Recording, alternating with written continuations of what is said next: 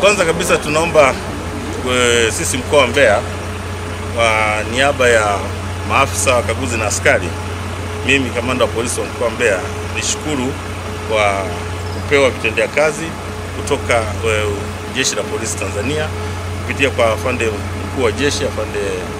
IGP Wambura. Lakini kwa namna ya pekee tumshukuru Mheshimiwa Rais,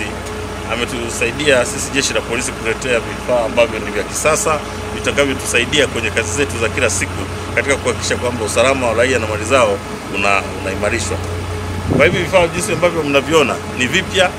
vimetoka kiwandani kwa madhumuni tu ya kuja kuimarisha ulinzi na usalama kwenye mkoa wetu wa Mbeya. Tumepokea magari 4 ambayo yametolewa na afande mkuu wa jeshi kwa mkoa wa Mbeya, na tutaendelea kuyatumia kama ambavyo yamekusudiwa kuletwa katika mkoa wetu wa Mbeya kwa shughuli ambazo zimepangwa. Askari waliokwenda kuyachukua wamepata mafunzo ya hali ya juu sana, kwa hiyo ni weledi katika kuyatumia,